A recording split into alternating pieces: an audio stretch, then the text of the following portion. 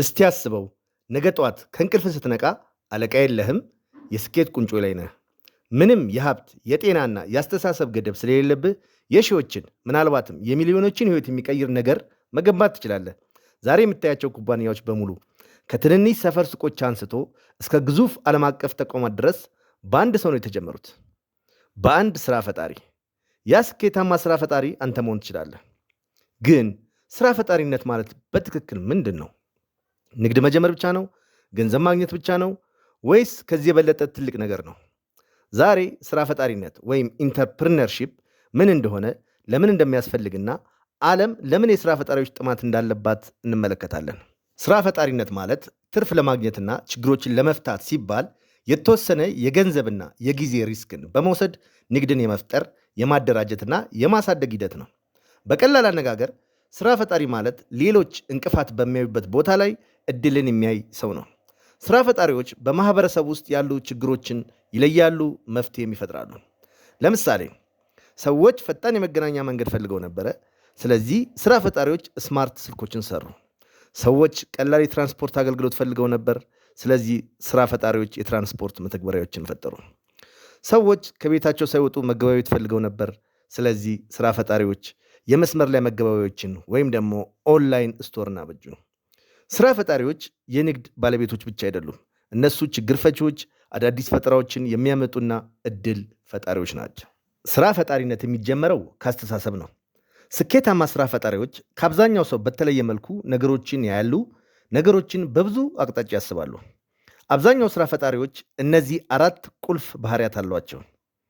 አንደኛ፣ ሁሉም ስራ ፈጣሪዎች በሁሉም ቦታ እድልን ያያሉ። ሌሎች ችግሮችን በማማረር ጊዜ ሲያባክኑ፣ ስራ ፈጣሪዎች ግን ይህን ችግር እንዴት ልፍታው፣ እንዴት ቢዝነስ ላድርገው ብለው ይጠይቃሉ። ሁለተኛ፣ ስራ ፈጣሪዎች ሪስክን ወይም ደግሞ ተግዳሮትን በስሌትና በብልሃት ያሸንፋሉ። እድገትና አዲስ ነገር ካለንበት የምቾት ክልል ወይም ደግሞ ኮምፎርት ዞን ማውጣትን እንደሚጠይቅ ያውቃሉ። ነገር ግን በጭፍን አይገቡም። መጀመሪያ ያጠናሉ፣ ይመረምራሉ፣ መፍትሄ ይፈጥራሉ። ከዚያ ወደ ትግበራ በፍጥነት ይንቀሳቀሳሉ። ሶስተኛ፣ ሁሉም ስራ ፈጣሪዎች ጽናት አላቸው። መውደቅ መነሳት የጉዞ አካል ነው። ብዙ ስኬታማ የንግድ ድርጅቶች ከስኬት በፊት ብዙ ጊዜ ወድቀው ነበር። ነገር ግን በውድቀት አልቀሩም። ያሰቡት ላይ እስኪደርሱ ጸንተው ይሰራሉ፣ ይታገላሉ። ወድቆ የሚቀር ተስፋ የቆረጠ ብቻ ነው። አራተኛ፣ ሁሉም ስራ ፈጣሪዎች ወይም ደግሞ አብዛኛው ስራ ፈጣሪዎች ዋጋ ወይም ደግሞ እሴትን ይፈጥራሉ። ታላላቅ ስራ ፈጣሪዎች የሚያተኩሩት ገንዘብ ላይ ብቻ ሳይሆን ለሰዎች የሚፈጠረው እሴት ወይም ዋጋ ላይ ነው። እውነተኛ ችግሮችን ስትፈቱ ገንዘብ በራሱ ጊዜ ይከተላል። ስራ ፈጣሪነት በአንድ አይነት ንግድ ወይም ቢዝነስ ብቻ የተወሰነ አይደለም። ብዙ አይነት የስራ ፈጠራዎች አሉ። ለምሳሌ ትንንሽ የንግድ ስራ ፈጠራዎች፣ እነዚህ እንደ ምግብ ቤቶች፣ ሱቆች፣ የተለያዩ አገልግሎቶችና የቤተሰብ ንግዶች ያሉ ሲሆኑ በግለሰብ ወይም በጋራ ታስበው ከትንሽ ነገር ተጀምረው ወደ ትልቅ ደረጃ መድረስ የሚችሉ ሲሆኑ፣ ስታርታፕ ኢንተርፕርነርሺፕ የሚባለው ደግሞ ቴክኖሎጂን በመጠቀም ከትንሽ ሀሳብ ተነስተው በፍጥነት የሚያድጉና በዓለም አቀፍ ደረጃ ላይ ሰፊ በጎ ተጽዕኖን መፍጠር የሚችሉ የቴክኖሎጂ ፈጠራዎች ናቸው። ሌላው ደግሞ ማህበራዊ ስራ ፈጣሪነት ወይም ደግሞ ሶሻል ኢንተርፕርነርሺፕ ይባላል። እነዚህ የትምህርት፣ የድህነት ወይም የጤና ችግሮችን በመፍታት የሚያተኩሩ ሲሆኑ፣ ድርጅታዊ ስራ ፈጣሪነት ወይም ኮርፖሬት ኢንተርፕርነርሺፕ የሚባለው ደግሞ በትልልቅ ኩባንያዎች ውስጥ ባለሀብቶች ወይም ከፍተኛ አመራሮች ሰራተኞቻቸው እንደ ስራ ፈጣሪ እንዲያስቡና አዲስ ስራ ወይም ቴክኖሎጂ እንዲፈጥሩ የሚያደርጉበት ሲሆን፣ ለአዳዲስ የስራ ፈጣሪዎች ደግሞ ዳጎስ ያለ ክፍያ እና የጥቅም ተጋሪነት የሚረጋገጥበት ስርዓት ነው። ውድ ቤተሰቦቼ፣ ቪዲዮ ከተመቾትና ስለ ማርኬቲንግ፣ ቢዝነስ፣ ገንዘብና ስራ ፈጣሪነት የበለጠ ለመማር ከፈለጉ ቻናላችንን ሰብስክራይብ ያድርጉ እና የላይክ ምልክቱን ይጫኑ። ይህ ለቻናላችን እድገት ይረዳናል። አሁን ወደ ቀጣዩ ክፍል እንለፍ። እንግዲህ ከላይ ያየናቸው የስራ ፈጠራዎች ዓለምን በመቅረጽና በፍጥነት እንድታድግ በማድረግ ትልቅ ሚና አላቸው። ከስራ ፈጣሪነት ዋና ዋና ጥቅሞቹ ጥቂቶቹን ብንገልጽ፣ አንደኛ፣ ስራ ፈጣሪነት ለብዙዎቹ የስራ ዕድልን ይፈጥራል። ትንንሽና ትልልቅ ንግዶች እና ድርጅቶች በዓለም ዙሪያ በሚሊዮን የሚቆጠሩ ሰዎችን ይቀጥራሉ። ሁለተኛ፣ ስራ ፈጣሪነት ሁሌም አዳዲስ ፈጠራዎችን ያመጣል። ዛሬ የምንጠቀምባቸው አብዛኞቹ ቴክኖሎጂዎች በስራ ፈጣሪዎች የተፈጠሩ ናቸው። ሶስተኛ፣ ስራ ፈጣሪነት ኢኮኖሚን ያሳድጋል። ሀብትና ምርታማነት ሲጨምር የሀገር ኢኮኖሚ አብሮ ያድጋል። አራተኛ፣ ስራ ፈጣሪነት እውነተኛ ችግሮችን ይፈታል። አሁን ዘመኑ የደረሰበትን ከጤና አጠባበቅ እስከ አርቲፊሻል አስተውሎት ልህቀት እድገት ስናይ ስራ ፈጣሪዎች የዕለት ተዕለት ህይወታችንን እንዴት እያቀለሉ እንደሆነ ማስተዋል እንችላለን። በቀላል አነጋገር ስራ ፈጣሪዎች ባይኖሩ ኖሮ የሰው ልጅ እድገት በጣም በዘገየ ነበር።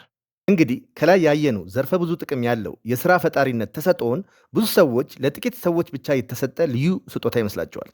ነገር ግን እውነታው ስራ ፈጣሪነት በተፈጥሮ ወይም በትውልድ የምታገኘው ችሎታ ብቻ አይደለም። ስራ ፈጣሪነት በትምህርትና በልምድም የሚገኝና የሚዳብር ችሎታ ነው። ስራ ፈጣሪነት እንደ አመራር፣ ማርኬቲንግ፣ የግንኙነት ጥበብና ሌሎች ችግር ፈቺ የሆኑ ክህሎቶች በስልጠናና በተሞክሮ የሚገኝ ነው። ስራ ፈጠራን ለመጀመር በሚሊዮን የሚቆጠር ብር አያስፈልግም። ስራ ፈጠራ የሚጀመረው ትክክለኛ የስራ ፈጠራ አስተሳሰብን በመገንባት ነው። ብዙ ስራ ፈጣሪዎች የሚጀምሩት በትንሽ ነገር ነው። ምናልባትም በአንድ ሀሳብ፣ በአንድ ላፕቶፕ፣ ሜቢ በአንድ ስልክና ዓላማቸውን ለማሳካት ካላቸው ጽናት ጋር በመጣበቅ ነው። ኢንተርፕርነር ለመሆን በጣም አስፈላጊ ነገር ከሆነው አንዱና ዋናው መጀመር ነው። አንድ ሺህ እርምጃ በአንድ እርምጃ ይጀመራል እንዲሉ አበው። ውድ ተመልካቾቼ እስካሁን ስለ ስራ ፈጠራ በጣም ጥሩ ግንዛቤ እንዳገኛችሁ በመተማመን ቪዲዮውን ከወደዳችሁት ሰብስክራይብ፣ ላይክ እና ሼር እንድታደርጉልኝ በመጠየቅ ወደ ማጠቃለያ ሀሳቤ እሄዳለሁ።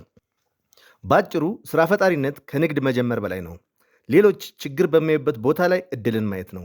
ስራ ፈጠራ እሴት መፍጠር ነው። ስራ ፈጣሪነት ችግር መፍታትና ገቢ ሊያስገኝ የሚችል ነገር መገንባት ነው። የዛሬዎቹ ስራ ፈጣሪዎች የነገዋን ዓለም እየቀረጹ ነው እና ቀጣዩ ታላቅ ስራ ፈጣሪ ምናልባት አሁን ይህንን ቪዲዮ እያየ ያለ ሰው ሊሆን ይችላል። ስለዚህ ራስን ምን አይነት ችግር መፍታት እችላለሁ ብለህ ጠይቅ። ምክንያቱም እያንዳንዱ ታላቅ ቢዝነስ የሚጀምረው በጥያቄና በቀላል ሐሳብ ነው እና ያ በአይምሮ የመጣልህ ሐሳብ ዓለምን ሊቀይር ይችላል። ሐሳብህን ወደ ተግባር ለማውረድ ዛሬ እንድትጀምር እየጋበዝኩህ ቪዲዮን በዚሁ አጠቃልላለሁ። መልካም ጊዜ።